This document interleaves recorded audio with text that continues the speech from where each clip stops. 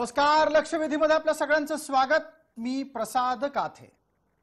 आपल्या प्रत्येक गोष्टीला अभिव्यक्त करण्याच्यासाठी प्रत्येक माणसासाठी उपलब्ध असलेलं जागतिक पातळीवरचं माध्यम समाज माध्यम अर्थात सोशल मीडिया. या सोशल मीडियावरच्या विविध प्लॅटफॉर्म्सच्या निमित्तानं तुम्हा आम्हा सर्वांना आपल्या भावना व्यक्त करता येतात आणि तिथे सध्या तरी लोकशाही आहे असं म्हटलं जातंय. पण तिथे असलेल्या व्यक्ती स्वातंत्र्याचा लाभ घेत किंवा त्याचा वापर करत कोणत्या ना कोणत्या कारणानं कोणा ना कोणाच्या तरी विरोधात द्वेष पसरवण्याचं काम केलं जातंय असं गेल्या काही वर्षात सातत्यानं दिसून आलंय. अगदी ताज्या घडामोडींमध्ये 2 घटना प्रकर्षानं समोर आल्या आणि त्यामुळे या समाज माध्यमांच्या बाबतच्या आचारसंहितेची गरज अधिक प्रकर्षानं नोंदवली गेली. एक घटना अमेरिकेतली आहे. अमेरिकेतल्या संसदेवर ज्याला कॅपिटल हिलची इमारत म्हणतात त्या इमारतीमध्ये काही जण घुसले आणि त्यांनी तिथं धुडगूस घातला. त्या निमित्तानं अमेरिकेचे माजी राष्ट्राध्यक्ष डोनाल्ड ट्रम्प यांनी केलेल्या वक्तव्यावर निर्बंध आणले गेले. ट्विटरनं डोनाल्ड ट्रम्प यांचं अकाउंट काही काळासाठी रद्द केलं. यानंतर पुढची घटना ही 26 जानेवारीला लाल किल्ल्यावर नवी दिल्लीमध्ये घडली. लाल किल्ल्याच्या हिंसाचाराच्या निमित्तानं भारतातल्या शेतकरी आंदोलनाशी निगडीत असलेल्या काही जणांनी एक अत्यंत आक्षेपार्ह हॅशटॅग देशाचे पंतप्रधान नरेंद्र मोदी यांच्या संदर्भानं चालवला. त्या विरोधात कारवाई करण्याची मागणी केंद्र सरकारनं केली, पण ट्विटरनं मात्र त्या बाबतीत भूमिका वेगळी घेतली आणि इथेच केंद्र सरकार आणि ट्विटर पर्यायानं समाज माध्यमांमधल्या प्लॅटफॉर्म्सच्या बाबत ठिणगी पडलेली आहे. ही ठिणगी आता जवळपास निर्बंधांचं स्वरूप घेत वणव्याचं रूप घेते की काय असा सवाल उपस्थित होतोय. कारण एका बाजूला ट्विटर ऐकत नसेल तर आम्ही त्याच्या मुसक्या आवळू इतकी ठाम भूमिका केंद्र सरकार घेत असताना दुसऱ्या बाजूला ट्विटरनं आपण व्यक्ती स्वातंत्र्याचे पुरस्कर्ते आहोत आणि लोकशाहीवादी मूल्यांना जपतो इतकी ठाम भूमिका घेत स्वतःचा बचाव उभा केलाय. आपल्या सगळ्यांना हे ठाऊक आहे की ट्विटर असेल, फेसबुक असेल, व्हॉट्सॲप असेल किंवा तत्सम सर्व प्रकारचे समाज माध्यमांचे प्लॅटफॉर्म खरं पाहायला गेलं तर ही व्यापाराची प्रचंड मोठी केंद्र आहेत. या प्रत्येक प्लॅटफॉर्मवर तुम्ही स्वतःचे वैयक्तिक तपशील शेअर करत असता आणि त्यातूनच त्या ठिकाणचा ग्राहक काय विचार करतो याची माहिती संबंधित ग्राहकोपयोगी उत्पादनं बनवणाऱ्या कंपन्यांना दिली जाते. त्यामुळे अशा ग्राहक वर्गाच्या साठीची पूरक तपशील असलेली माहिती बाळगणाऱ्या कंपन्या आज जगामध्ये अब्जावधीच्या पेक्षा जास्त डॉलर्स किमतीच्या मूल्यवान कंपन्या बनल्या आहेत. आणि या कंपन्यांच्यासाठी भारतासारख्या देशात जिथं त्यांचा ग्राहक वर्ग प्रचंड मोठ्या प्रमाणात आहे त्या देशातल्या कायदा आणि सुव्यवस्थेच्या बाबतीत पंगा घेणं परवडणार आहे का? आजची लक्षवेधीची चर्चा त्याच निमित्तानं ट्विटरचा पंगा भारताशी.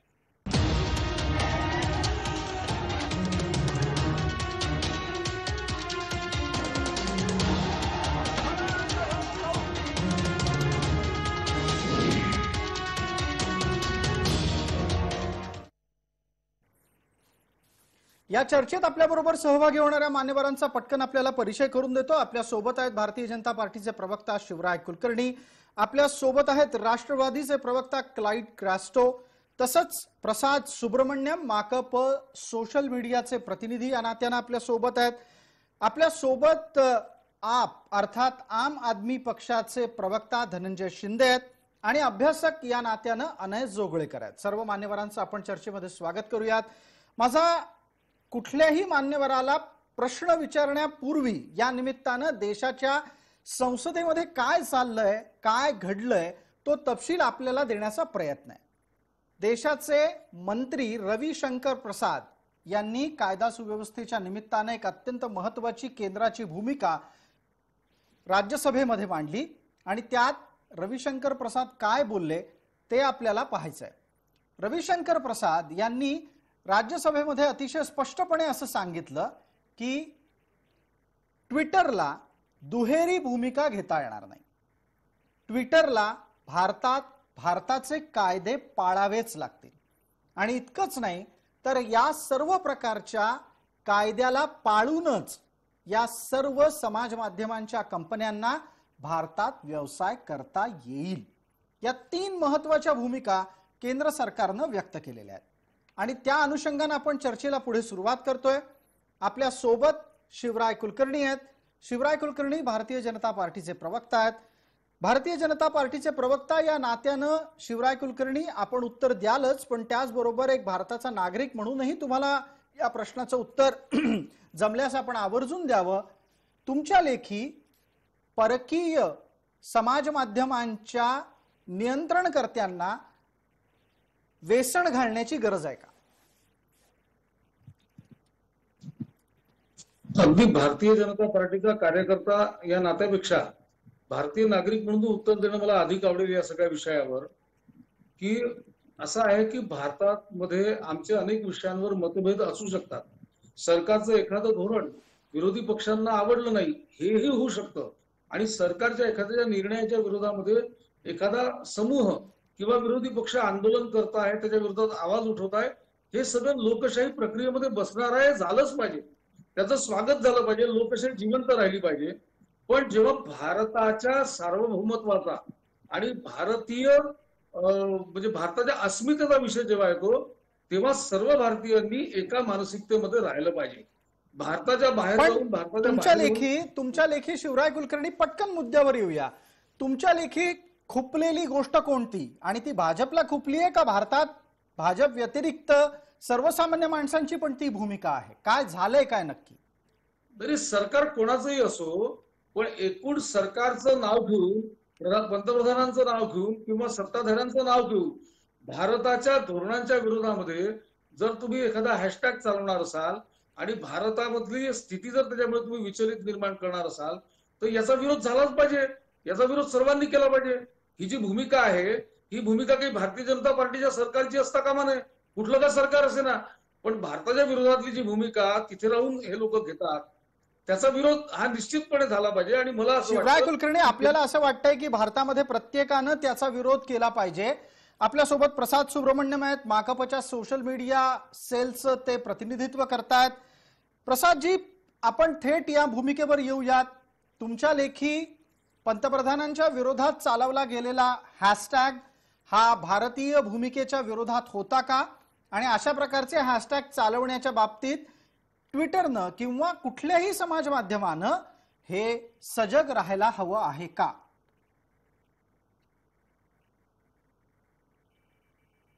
प्रसाद सुब्रमण्यम, आपण आपल्याकडून कदाचित माईक म्यूट केलाय, एकदा तो फक्त ऑन करा, तुमचा आवाज आमच्यापर्यंत पोहोचत नाहीये. आता येतोय ना? आता आवाज येतोय, आपण बोला. माझा प्रश्न आपल्यापर्यंत पोहोचलेला असेल. पोचले. नमस्कार प्रसादजी. एकतर आपण जे आधी मांडलेलं एक पॉइंट होतं की हे जे समाज माध्यम आहेत म्हणजे ते लोक आपला डेटा घेऊन आज एकदम भक्कट असा मोठा एक कॉर्पोरेट झालेला आहे आणि त्याचा आपण एकदम अचूकच मांडणी केलेली आहे की डेफिनेटली हे जे ट्विटर असो, फेसबुक असो, गुगल असो, या लोकांनी आपलंच डेटा घेऊन इतकं मोठं झालेलं आहे. आणि त्याचा तरी सरकारने गेल्या 6-7 वर्षापासून बसलेले आहेत, आजपर्यंत काय केलेलं नाही. आपला डेटाचा जे हे करायला पाहिजे होतं ते काही आतापर्यंत आपल्याला प्रोटेक्शन दिलं नाहीये त्याच्यावर. दुसरा, आपण हे सांगतायत की जे पंतप्रधान मोदीवर जे आता हे हॅशटॅग चालले ते बरोबर आहे की नाही. एक तर मी स्पष्ट करतो की पंतप्रधान मोदी म्हटलं तर भारत नाही. ते हॅशटॅग जे चाललेलं आहे ते पंतप्रधान मोदीचा काय धोरण असेल त्या धोरणावर ते हॅशटॅग चाललेलं आहे. म्हणजे आपण असं धरून चालणार नाही की मोदी म्हणजे भारत. हे खूप वर्षापासून हे नॅरेटिव्ह लोक चालवत आहेत की मोदी म्हटलं तर भारत.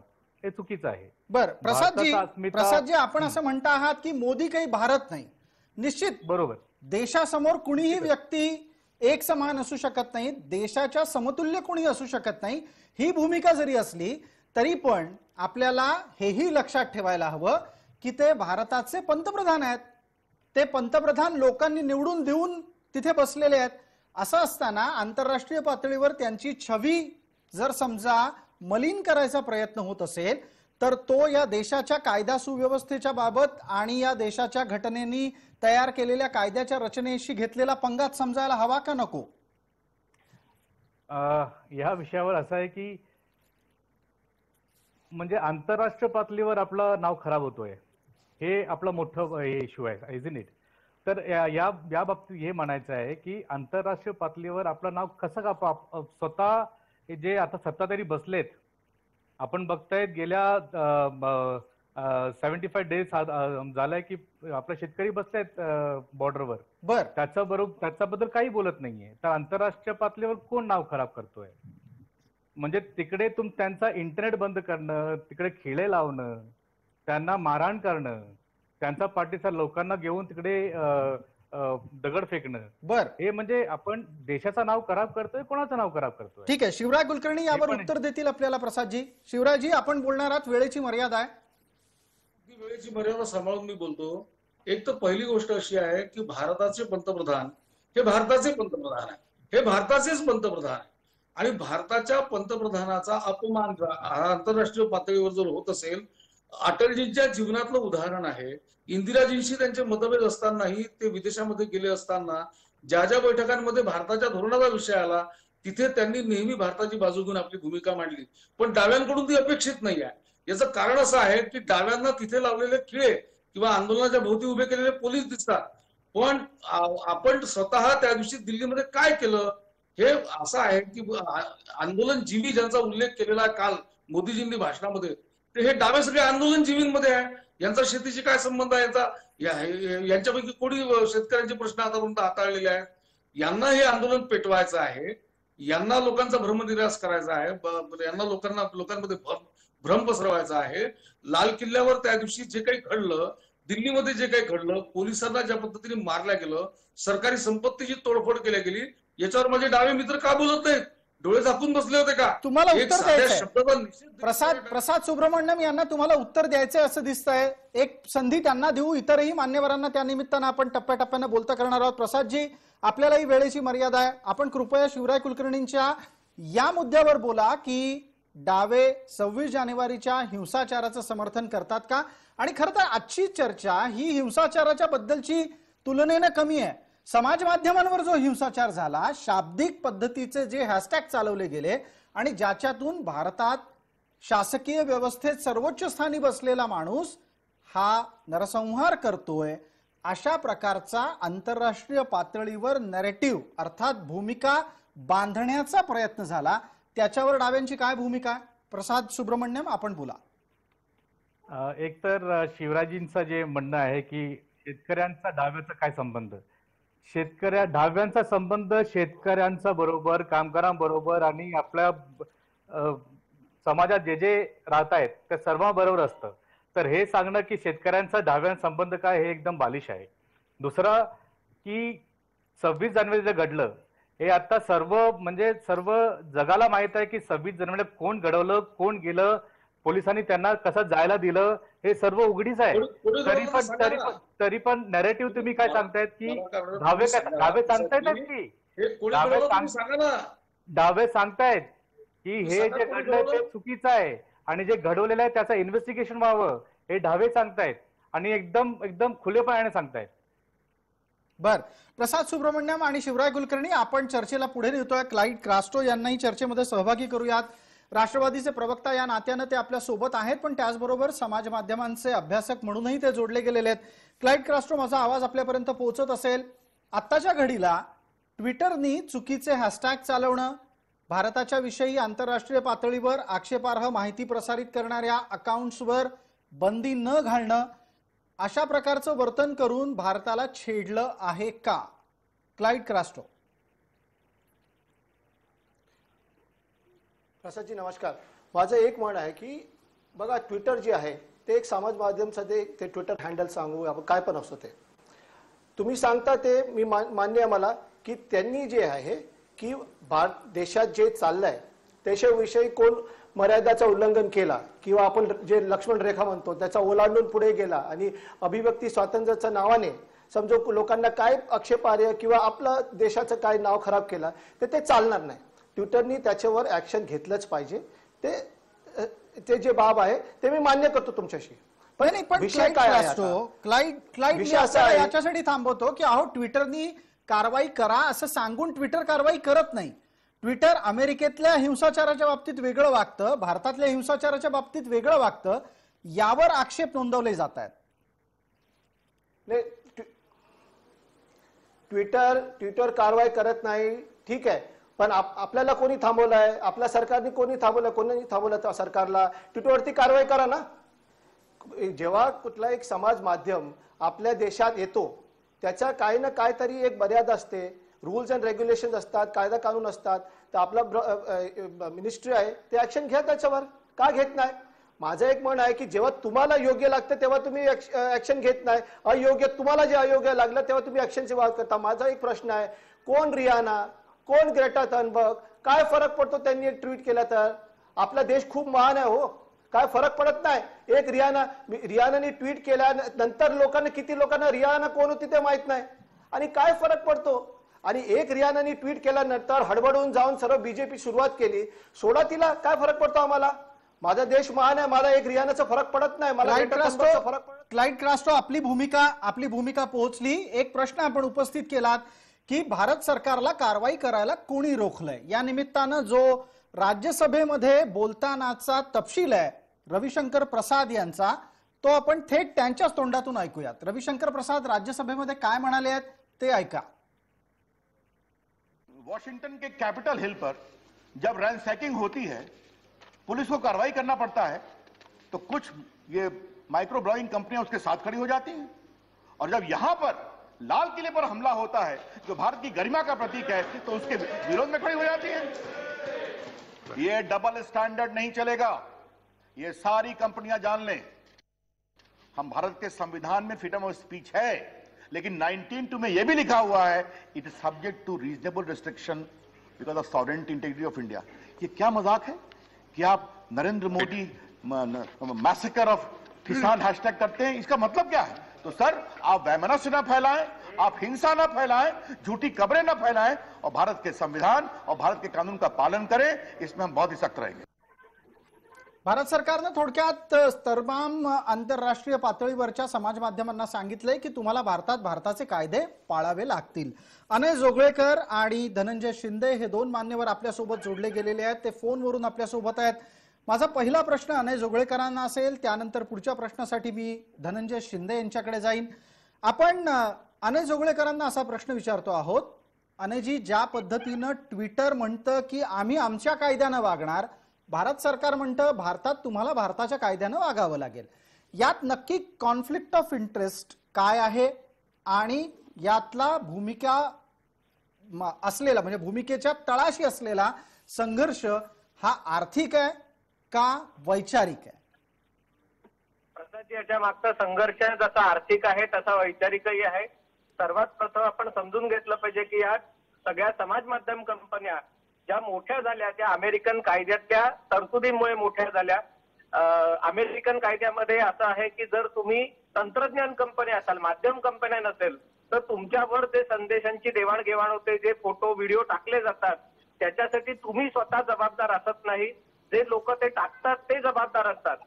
याचाच अर्थ त्यांची भूमिका एका पोस्टमन सारखी होते की पोस्टमन पत्र पोहोचवतो, पत्रात काय असतं ते त्यांना माहिती नाही, आणि त्याच्यामुळे पत्रात जर कोणाला हत्येची धमकी दिली असेल तर या कंपन्या जबाबदार राहत नाहीत. या अमेरिकन कायद्यातल्या तरतुदीनुसार या कंपन्यांचा त्याचा फायदा घेतला. त्या एवढ्या मोठ्या झाल्या की आज अनेक देशांपेक्षा, त्यांच्या लोकसंख्येपेक्षा या समाज माध्यम कंपन्यांवर जास्त लोक आहेत, आणि त्याच्यातनं त्यांना गडगंज पैसा मिळायला लागला. आपल्याला लक्षात घेतलं पाहिजे की अरब जगताची राज्यक्रांती झाली 10 वर्षापूर्वी, त्याच्यात आणि अन्य ठिकाणी या कंपन्यांनी अतिशय महत्वाची भूमिका बजावली होती. दाखवायला त्यांनी असं दाखवलं की हे सगळं लोकशाहीसाठी आहे, पण आज आपण बघतोय अनेक अरब देशांमध्ये लाखो लोक मारले गेलेले आहेत, आणि ना तर तिकडे लोकशाही आली, ना तर तिथे फ्रीडम ऑफ स्पीच राहिलं. या कंपन्यांचं धोरण बदलायला तेव्हा सुरुवात झाली जेव्हा अमेरिकेमध्ये डोनाल्ड ट्रम्प निवडून आले, ब्रिटनमध्ये ब्रेक्झिट झालं, कारण जो भस्मासूर त्यांनी उभा केला होता त्याचा फटका थेट लोकशाही देशांना बसायला लागला. आणि मग जगात त्यांना विरोध व्हायला लागल्यावर त्यांनी भूमिका घेतली की आता आम्ही आमचंच पोलिसिंग करू आणि आम्हीच ठरवू की आमच्यामध्ये जर काही चुकीचा कंटेंट असेल, भडक चित्र असेल तर आम्ही तो हटवू. आणि हे ठीक. करताना त्यांनी जो पक्षपात दाखवला तो या सगळ्याच्या मुळाशी कारण आहे. ठीक आहे, अनय जोगळेकरांच्या मुद्द्यावर क्लाइड क्रास्टोंना बोलायचं आहे. क्लाइडजी 30 सेकंदात आपली भूमिका मांडा. मला धनंजय शिंदेंनाही बोलतं करायचंय, ते बराच वेळ आपल्या सोबत जोडले गेलेले आहेत, अद्याप त्यांना संधी नाही मिळाली आहे. क्लाइडजी 30 सेकंद. हा हा मी लवकर सांगतो तुम्हाला. आता तुम्ही जे दाखवलं रविशंकर प्रसाद साहेबांचा ते स्पीच आपण ऐकून घेतलं. माझा एकच प्रश्न आहे की बोलून काय फायदा, तुम्ही कारवाई करा ना. जेव्हा देशात समाज माध्यम, कुठला विदेशी समाज माध्यम आपल्या देशात येतो, ते त्यांच्या समोर एक नियम ठेवला असतं की आपल्या देशाच्या हिशोबाने तुम्हाला चालावं लागेल. तुम्ही ते नियमचं उल्लंघन केला, पालन नाही केला, तर तुम्ही त्याला बॅन करा. बॅन कशाला करत नाही, ऍक्शन का घेत नाही? कारण तुम्ही स्वतः ते ट्विटरवरती एवढं तुम्ही कार्यक्रम करता. एक मिनिट क्लाइड क्रास्टो, याचाच तपशील मगाशी चर्चेमध्ये आला आहे. की बऱ्याचशा आक्षेपार्ह अकाउंट्सला रोखा अशी विनंती ट्विटरला करण्यात आली होती. ट्विटर ते ऐकायला तयार नव्हतं. एका दिवसासाठी फक्त त्यांनी काही अकाउंट्स थांबवली, त्यानंतर मात्र तशा प्रकारची कारवाई त्यांनी कायम ठेवली नाही. धनंजय शिंदेकडे पुढे जाऊयात. तपशिलात आणखी काही गोष्टींची सुधारणा आपण करून घेऊ. धनंजय शिंदे, माझा आवाज आपल्याला येतोय? आपण दूरध्वनीद्वारे, फोनद्वारे जोडले गेलेले आहात. हो, येतो ऐकू. अच्छा धनंजय शिंदे, आता इथे मुद्दा असा उपस्थित राहतो की ज्या व्यावसायिक हेतूनं आणि ज्या वैचारिक हेतूनं समाज माध्यमांचे बिग बॉस दादा लोक भारतामधल्या वैचारिक आणि व्यावसायिक हितांच्या आड येत आहेत, त्यांची कोणत्याही प्रकारची कुठलीही गैरकृत्य रोखण्यासाठी भारतीय कायद्यांचा वापर केला गेला तर तुमचा पक्ष आणि वैयक्तिक तुम्ही केंद्र सरकारच्या पाठीशी असाल का? हो, छान प्रश्न विचारलाय तुम्ही. धन्यवाद. सर्वप्रथम मी जे शेतकरी मृत्युमुखी पडलेले आहेत त्यांना विनम्र अभिवादन करतो. भारत हा सार्वभौम देश आहे आणि त्याच्यामुळे भारताची लोकशाही, भारताचे संविधान, इकडचे कायदे कानून याचं प्रत्येक नागरिकाने पालन केलं पाहिजे, त्याला रिस्पेक्ट दिला पाहिजे, या मताचा मी आहे. त्याच्यामुळे ती कंपनी कुठचीही जरी असली तरी त्या कंपनीने भारतातले जे काही कायदे असतील तर, किंवा आपल्याला माहिती आहे की ज्यावेळेस नवीन कंपन्या भारतामध्ये येतात तर त्यावेळेस जे काही आंतरराष्ट्रीय नियम असतात किंवा भारत या देशाचे जे नियम असतात, ते नियमांची जी अग्रीमेंट होत असेल भारत सरकार बरोबर, तर ती अग्रीमेंटचं पालन हे केलंच पाहिजे. पण याच्यातला माझ्या मते मुद्दा खूप वेगळा आहे, जो गेल्या 15-20 मिनिटाच्या चर्चेमध्ये आला नाही. अशाच पद्धतीने आपल्याला माहिती आहे फेसबुक नावाचं एक समाज माध्यम आहे. अगदी आपण आज सगळ्याच समाज माध्यमांची चर्चा करतोय. ट्विटरची चर्चा प्रामुख्याने जास्त होतीये कारण हॅशटॅगच्या माध्यमातून ती चर्चा सुरू झाली आहे. अन्यथा तुम्ही म्हणता आहात त्याप्रमाणे फेसबुकची पण चर्चा अपेक्षित आहे. तुम्ही मुद्दा पुढे नेऊ शकता. पण तसा द्यायचा आहे की जोपर्यंत ही समाज माध्यमं म्हणजे याच्यातनं सत्ताधारी पक्ष आणि त्यांचे जे नेते असतील, कार्यकर्ते असतील, त्यांनी अत्यंत असंविधानिक आणि चुकीच्या पद्धतीने जेव्हा प्रचार प्रसार केला त्यावेळेस सरकारने ही भूमिका घेतली नव्हती. पण ज्यावेळेस सरकारच्या विरोधात आता भूमिका घेतली गेलेली आहे विरोधकांकडनं, त्यावेळेस सरकार अचानक जागं झालेलं आहे. गेल्या 6 वर्षांपासून केंद्रामध्ये भारतीय जनता पक्षाचं सरकार आहे आणि हे फंडामेंटल प्रॉब्लेम असा आहे की सरकारने या संदर्भात ट्विटर असेल किंवा ज्या काही समाज माध्यमांच्या कंपन्या असतील त्यांच्याशी कॉम्प्रिहेन्सिव्ह पॉलिसी बनवलेली नाहीये. हा पॉलिसीमधलं हे लूप होल आहे. या कंपन्यांनी जोपर्यंत शांत होत्या, सरकारला पूरक भूमिका घेत होते, तोपर्यंत सरकारने एक शब्दही विचारला नाही. आणि आता त्यांनी त्यांच्या कंपनीच्या पॉलिसीज प्रमाणे भूमिका घ्यायला सुरुवात केली, जी सरकारच्या विरोधात गेलेली आहे, पण जे विरोधक आहेत त्यांच्या बाजूची आहे. तर त्यावेळेस सरकारला अचानक जाग आलेली आहे. हा म्हणजे निव्वळ म्हणजे आता सरकारच्या अंगलट आलेला आहे आणि म्हणून हा एक प्रकारचा थैथयाट आहे. काय करावं हे कळत नाहीये, कारण शेतकरी आंदोलन हे वणव्यासारखं पूर्ण देशभर पसरत आहे.